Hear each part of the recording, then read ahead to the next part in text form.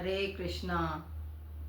अभी पिछली कक्षाओं में मैंने आपको भगवत गीता की चतुश्लोकी गीता के अंतर्गत अध्याय 10 के श्लोक नंबर 8 और 9 के बारे में बताया था।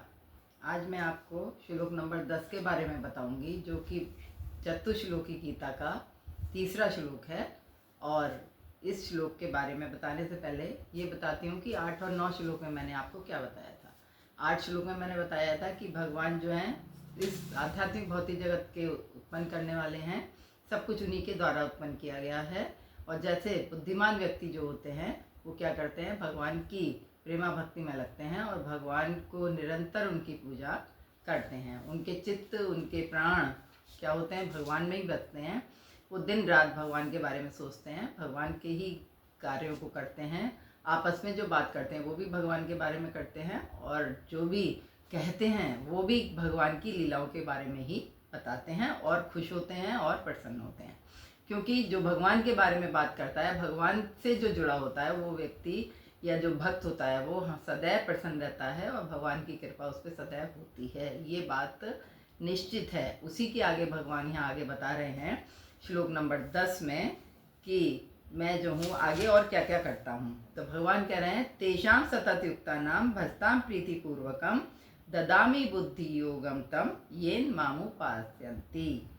तो यहाँ पर क्या कह रहे हैं भगवान कि जो मेरे साथ इतनी ज़्यादा मेरी भक्ति में रहता है, सब कुछ करता है, तो अब मैं आगे क्या करता हूँ, जो निरंतर तेषाम सतत युक्ता नाम, जो निरंतर मेरी भक्ति में लगा रहता है, भस्ताम प्रीति पूर्वकम, और मुझे कैसे भजता है, प्यार से भजता है, प्रेम पूर्वक मेरी भक्ति करता है।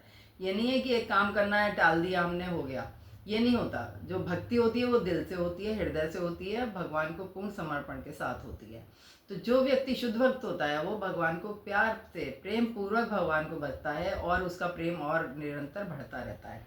तो ऐसे जो भक्त होते हैं, भगवान कह रहे हैं, उनको मैं बुद्धि योग प्रदान करता हूँ।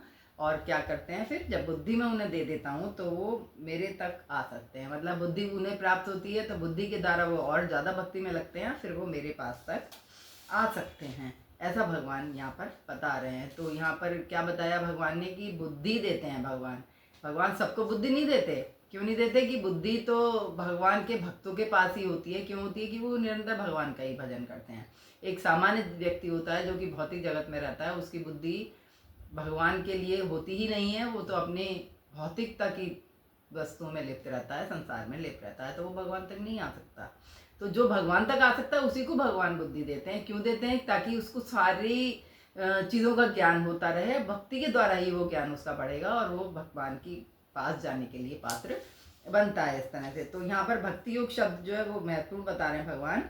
भगवान कह रहे हैं कि बुद्धि योग कृष्ण भावना में रहकर कार्य करने को कहते हैं, और यही उत्तम क्या है, बुद्धि है।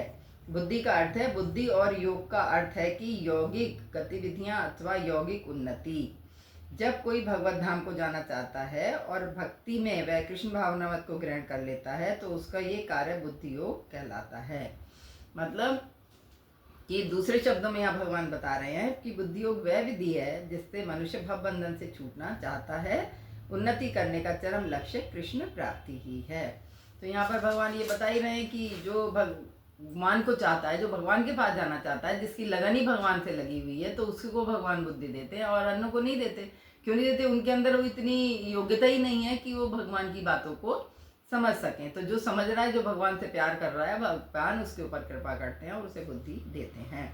तो जो व्यक्ति क्या करता है कि कृष्ण भावना मत में निरंतर रहकर प्रेम तथा भक्ति के साथ सभी प्रकार की सेवा अगर की जाए, उसे कृष्ण के लिए कुछ ना कुछ कार्य करते रहना चाहिए। जो व्यक्ति भगवान बुद्धि देते हैं वो क्या करता है फिर? तो वो निरंतर भगवान की प्रेम में और भक्ति में लगा रहता है और क्या करता है, भगवान की निरंतर सेवा करता है। किसी भी तरह से वो चाहता है मैं मंदिर चला जाऊँ, मैं भगवान के लिए भोग लगाऊंगा, मैं ये करूँगा, मैं भगवान के लिए फूल लाऊंगा, और तरह तरह की भगवान की मंदिर में जाके वो क्या करता है, सेवाएं करता है। तो उससे क्या होता है, उसकी बुद्धि जो है भगवान में लगती है, और प्रेम पूर्वक जब वो करता है तो क्या होता है, उसको और भी ज़्यादा फल मिलता है।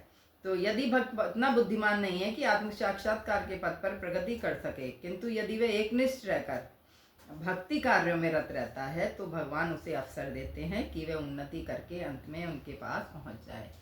अब यहाँ दो तरह की बातें हो गई। एक ये हो गई कि कोई भक्त होता है बहुत बुद्धिमान नहीं होता, वो सब तरह के काम नहीं कर सकता, वो भगवत गीता नहीं पढ़ सकता, भागवतम नहीं पढ़ सकता, और जो है ज्ञान की बातें जो है वो उसको समझ नहीं आती हैं, इतना क्या कहना चाहिए, वो पढ़ा हुआ नहीं होता, या भक्त जो होते हैं कई बार कम पढ़े लिखे भी होते हैं। तो ऐसे जो भक्त हैं जो कि बहुत ज़्यादा मतलब अध्ययन नहीं कर पा रहे हैं, तो आत्म साक्षात्कार के पथ पर प्रगति नहीं कर पा रहे हैं, तो क्या करें, वो एक निष्ठ रहकर एक ही बात करें और भक्ति के कार्यों में निरंतर लगे रहें। भगवान का भरोसा ना छोड़ें, भगवान की शरणागति ना छोड़ें, और भगवान की सेवा में वो निरंतर अगर लगे रहेंगे तो भगवान उन्हें क्या करते हैं, अवसर प्रदान करते हैं।